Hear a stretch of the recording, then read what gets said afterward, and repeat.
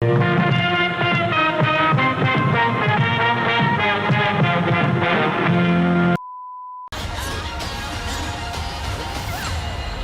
and the Last Dragon is a new Disney thing set in an Eastern Asian land that was once together but is now apart.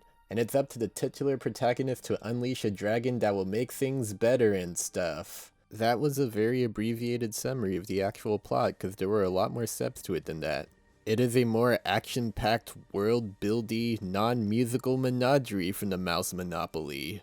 It's a story about trust and believing the best in others, that a billionaire studio's charging you $30 to rent. So I wasn't sure what I was expecting going off from any of its trailers, cause on one hand it seemed to have the makings of a great timeless epic, but on the other hand there would be lines of dialogue like, "Really? A con baby?" or anything spoken by the Aquafina Elsa-faced dragon that would take me out of it. So when I saw it at a local theater for $5, suck it, mouse. And I left the one-person screening thinking that was fun? Question mark?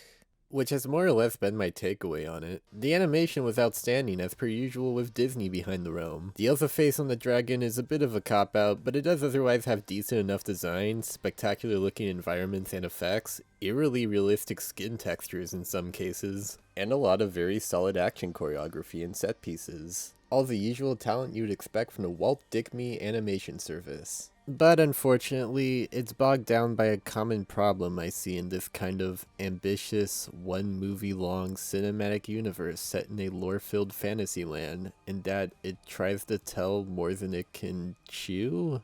Does that quote make any sense? Whether it be introducing us to 5 different worlds, and this sentient black smoke that turns people into stone, and all these new people who join them on their quest, and the message of trust, and the history of this land, and the history of the dragons, and the backstory of Raya and her ex, as well as all other remaining character arcs and developments. It has to communicate all this, and maybe more, in the span of around 100 minutes. Taking all of that into account, it has the issue of feeling just a wee bit overstuffed. You can argue a film like Spider-Verse does a similar thing in that it introduces a shit ton of information to the audience in under 2 hours, but it worked as it had a better understanding on what elements and relationships deserve to be focused on. And while you can argue it leaves you wanting more, that's not inherently a bad thing.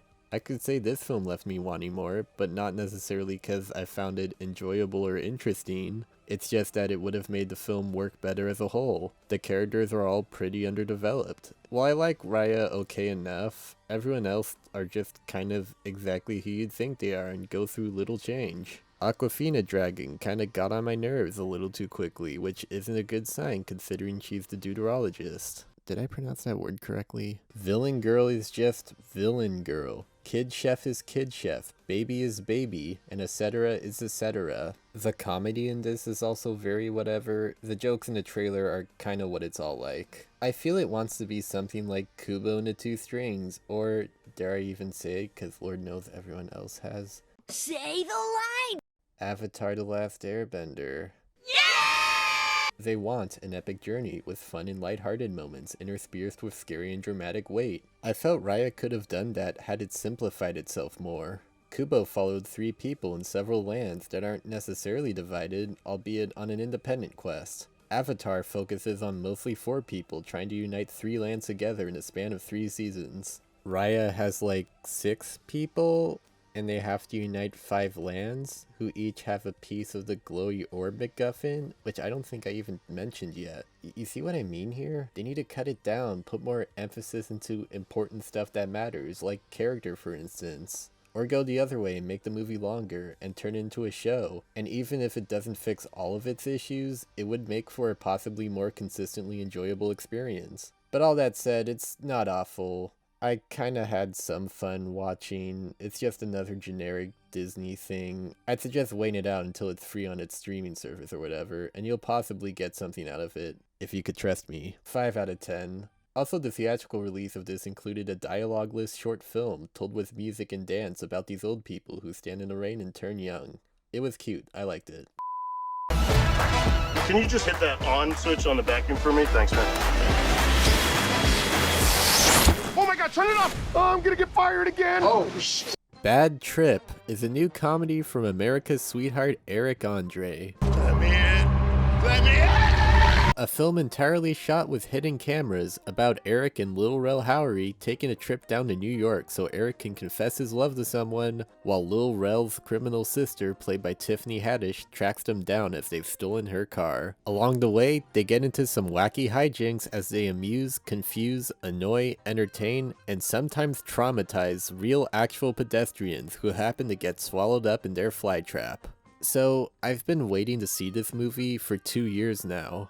I saw the trailer for it back in summer of 2019, and it kept getting delayed due to having the worst luck in release dates. Last April, which was when it was supposed to come out, it somehow leaked in its entirety on Amazon Prime for a day, only to get deleted and pirated, and Netflix bought the rights to it, which they, for some reason, also waited a whole year to finally release. I guess I could have pirated it, but I like to legally watch things. Now, I'm a fan of hidden camera, improv, mockumentary-esque shit like this. I love Jackass, Nathan For You, Ali G, Mega 64, and appropriately enough, Eric Andre's show. I guess I get great joys out of secondhand embarrassment. The big difference between this movie and the things I mentioned is that some of them tend to be social satires that comment upon society in a thought-provoking manner, and others elevate the silly prank stuff with either original skits or silly stunts. This, on the other hand, is just non-stop hidden camera pranking. It's not to say that's all that it offers, but that really is its selling point. But if there's one thing that absolutely has to matter about this, is if it's funny. And it is. It's consistently funny. I laughed a lot during it, and that doesn't happen to me with most comedies these days. The pranks themselves, for the most part, aren't anything huge or overzealous, but they don't really need to be. They had to be weird enough to naturally attract a lot of outside attention, but it does fit in with the admittedly loose structure of events. It never felt as if the story interrupts the pranks or vice versa. They do naturally connect with one another here. A lot of the funnier material comes from the genuine reactions of all the real people they encounter, especially the ones that Haddish threatens. There was this one elaborate prank that happens early on that might be my favorite out of the whole film. For how it compares to something like the Eric Andre show, it does feel a little more toned down and audience friendly. There is more of a heart and structure to this than in any episode of that show. You won't see surreal shit like Eric suddenly cutting up his scalp or dressing up as a dog while drinking Listerine from the bottle. You ever seen 101? I'm talking Dalmatians, say Jack?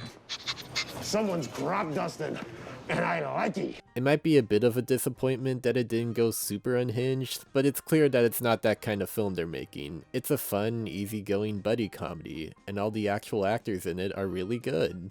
Eric and Lil Rel are both really funny in this, as I expected. I sort of wondered if Lil Rel's part may have been written for Hannibal Buress, as he and Eric were the main duo in his show, but Hannibal's more deadpan kind of comic stylings doesn't quite fit this role, while Lil Rel's far more reactive personality does. I was really surprised by Tiffany Haddish's performance, as I've only really seen her in goofy roles that don't take themselves seriously. And even though her character can sometimes be a little goofy, she does a really good job convincingly playing this criminal psychopath that you'd never want to cross with in real life. I'm surprised no real people recognized anyone during filming. I mean, I guess Eric is kind of obscure in a specific way, but Lil Rel and Haddish were in some pretty big things. I guess you could mistake anybody on the street for a celebrity. And as much as I enjoyed this, of course it's not going to be everyone's cup of tea, and yeah, the movie's not necessarily great per se. It's really easy to see where the plot is going. Not all the set pieces or jokes land. It could be a bit spotty in places,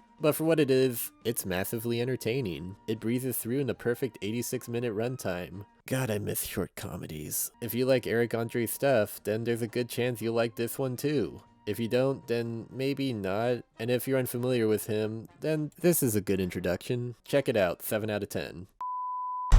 Who the fuck are you? Me? I'm nobody. Nobody is an action-packed thingy, where Saul the Goodman is a seemingly normal family man whose life seems to have fallen into a rut until his failure at stopping a burglary awakens his suppressed fighting prowess that he uses against a bunch of evil Russians who are after him.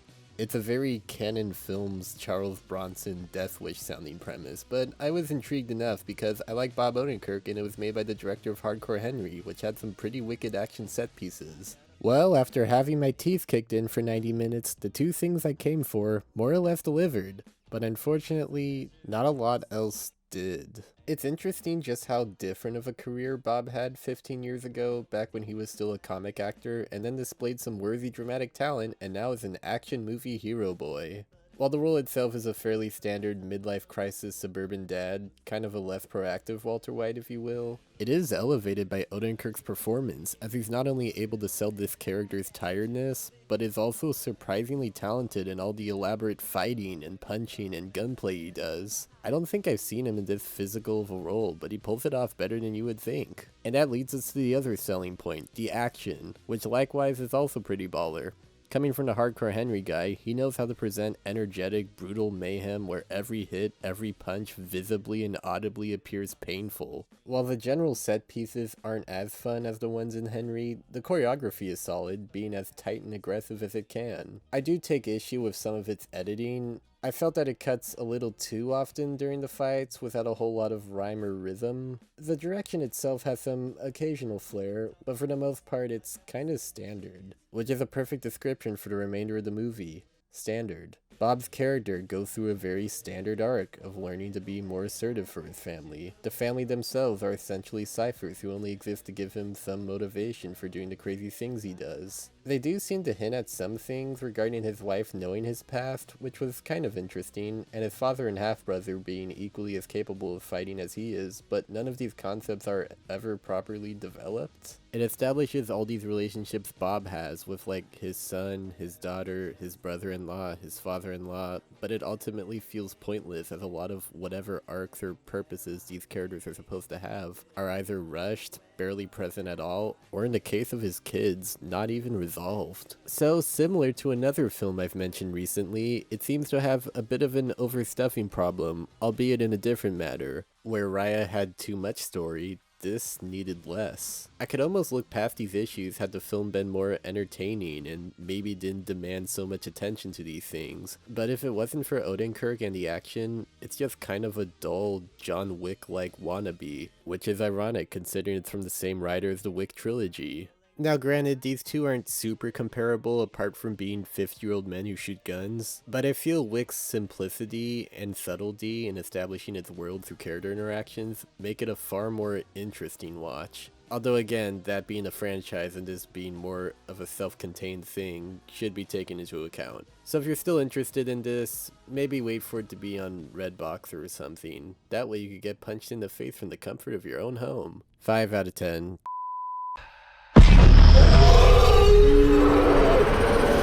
Godzilla vs. Kong is exactly what you get for the most part, which is already a high praise to give. I wonder why some people think that wouldn't be. Kong's been living on a fake island for years now and feels lonely. Godzilla's been getting hounded by the government and feels angry, and he's not happy with Kong's existence as he's king of the monsters and thus should have the bigger PP. But Kong's strength and his wiener will enlarge once the humans in this film discover a secret portal located in the Earth's core that hosts an alternate dimension full of creatures. Yeah, this goes places. It is the fourth and maybe final installment of the Monsterverse, a franchise I've had the mixest feelings on. While I did enjoy Kong Skull Island, I'm not so fond of the two Godzillas they've made, with the last one I really didn't like. My expectations weren't any higher when it was confirmed that the director of the 2017 piece of shit Death Note movie would be helming this. With that in mind, imagine how surprised I was when I actually had a pretty good time at this. To get all the usual discrepancies out of the way, the human stuff is pretty blah as usual, but surprisingly not as blah as I thought. You have one plot involving Kong that's about these scientists finding the magical Pandora place for him as he bonds with the little deaf girl who's the only one that can communicate with him. And then on G-Spot's side, there's the adventures of Paperboy, Eleven, and Ricky Baker as they all sneak into the Monarch building to see just what's making Godzilla so darn angry. What it exactly is, I'm not sure I should spoil, but you may or may not already know, and the director already kinda revealed it on Twitter, but let's just say there's more than Kong that's posing as Godzilla's superior. All these plots are very ho-hum.